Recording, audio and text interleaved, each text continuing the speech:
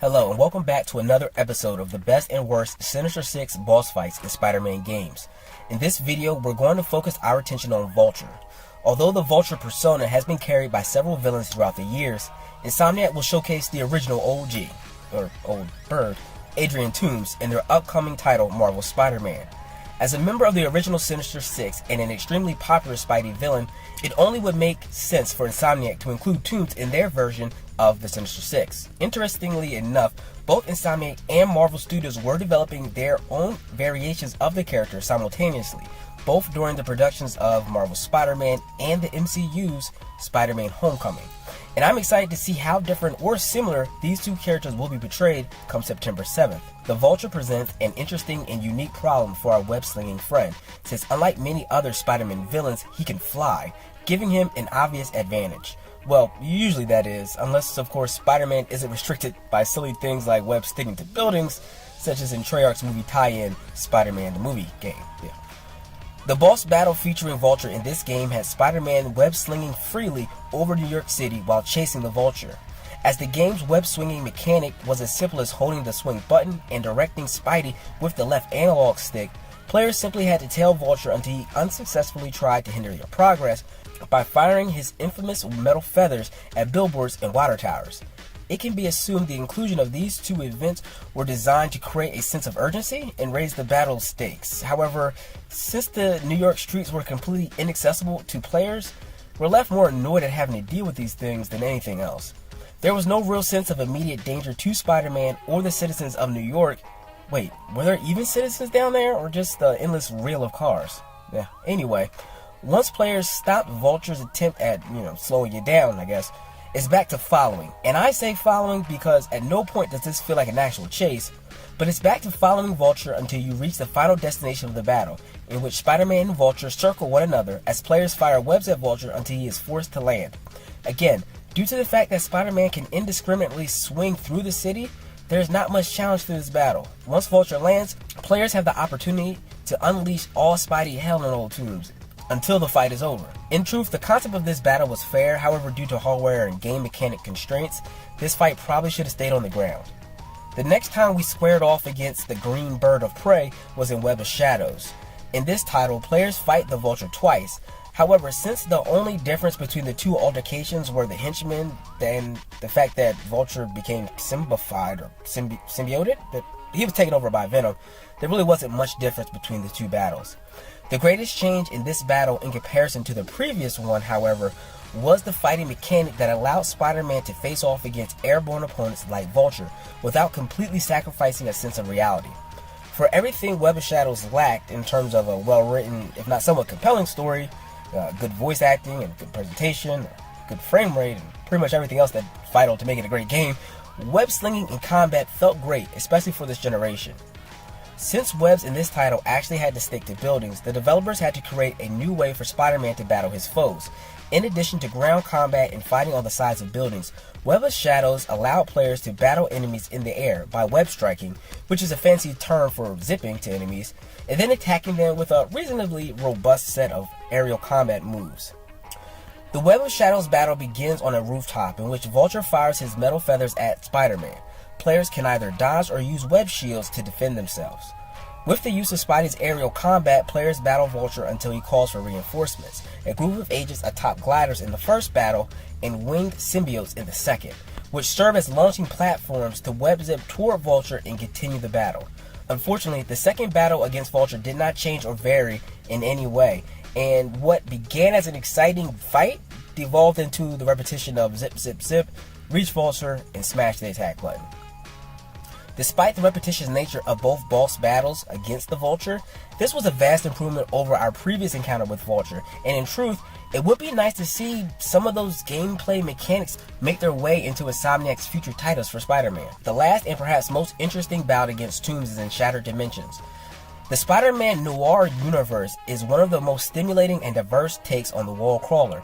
Instead of the classic red and blue tights, Spider-Man of this universe sports a leather jacket, black ski mask, and boots. In the comics, Spider-Noir uses guns as well, but for obvious reasons that wasn't included.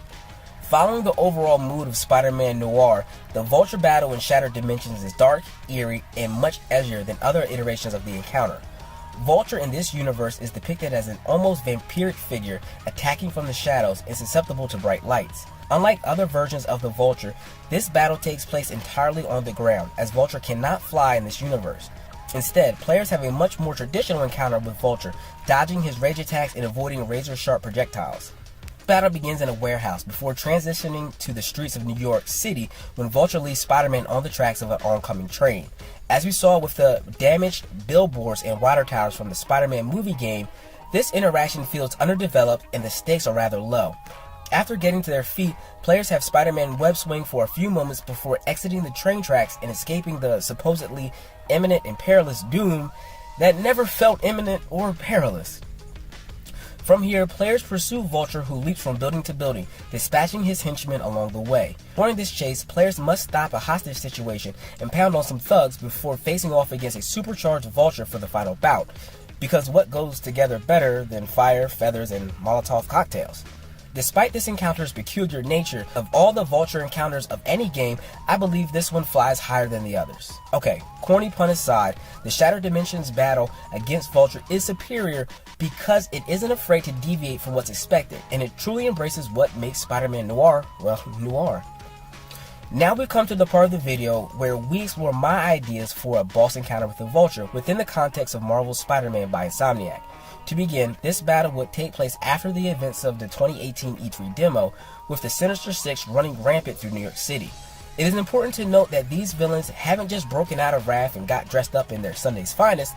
It is implied that they've all received a major tech upgrade by a yet undisclosed source. In regard to the Vulture specifically, my boss fight would once again try to deviate from the norm. Instead of Spider-Man being the chaser, in my situation he'd be the chasee.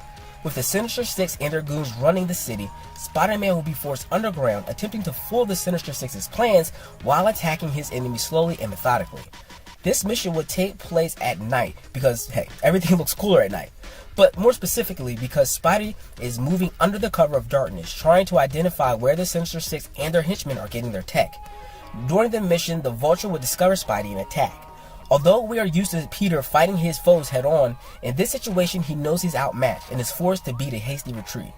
Vulture takes flight in pursuit of Spidey, and players are forced to traverse through the city as fast as possible, avoiding a massive barrage of bullet and missile fire from Vulture that would only increase in volume and speed as the mission progresses. Players would be forced to lead Vulture away from Center City as he is unconcerned with collateral damage and is firing upon the city with reckless abandon. During Spidey's escape, Vulture will try to slow players by targeting civilians, in which Spidey has to either grab missiles out of the air, web civilians to yank them out of the way, or use the environment for improvised shields. However, to add a level of depth and a true sense of stakes to this battle, the mission wouldn't simply end if players are unable to protect civilians. Instead, there will be a casualty counter displayed in the HUD throughout the mission. Granted, this mission will be much darker than missions we've seen in other video games, especially superhero or Spider-Man games, but it would create a sense of immediate urgency and desperation. After each attempted rescue, the Vulture would then swoop in and engage players directly, in which players would have to deal as much damage to the Vulture as possible without succumbing to his deadly sharp talons. These, of course, would be unbeatable encounters in which players' main objective is to escape. The chase would continue until players reach a fixed construction site, an almost completely skeleton of a skyscraper. Players' objective here would be to reach the top of the skyscraper to battle the Vulture, during which the Vulture will circle the skyscraper searching for players, and therefore players would have great difficulty trying to web sling up the building. Instead, they must use the cover of darkness.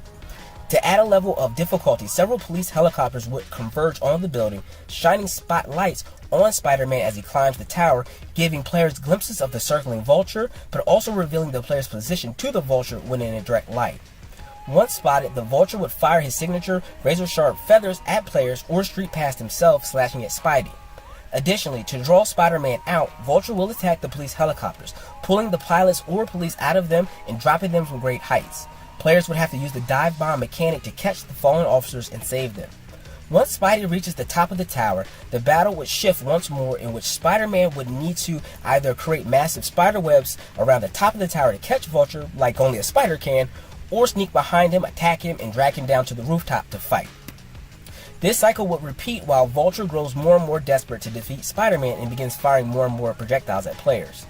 This battle will come to a head when Vulture decides to bring the house down, well, the construction site down on Spidey's head. he will begin targeting the structure itself, and the tower will begin falling, one floor at a time with Spidey in it. This would not play out as a series of quick-time events, but instead players would need to parkour down through the collapsing building, avoiding debris and missile fire from Vulture. In this instance, players would not be able to simply exit the crumbling building, as if they do, Vulture will immediately attack them, dealing massive amounts of damage. Instead, players will need to wait for openings to web pull Vulture into the building and lay the smack down before he exits and begins to destroy the building once more.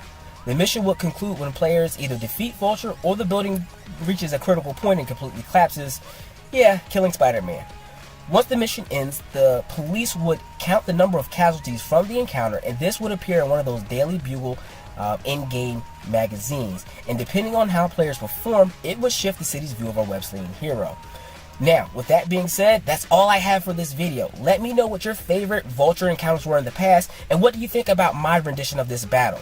Leave your thoughts and opinions in the comments below.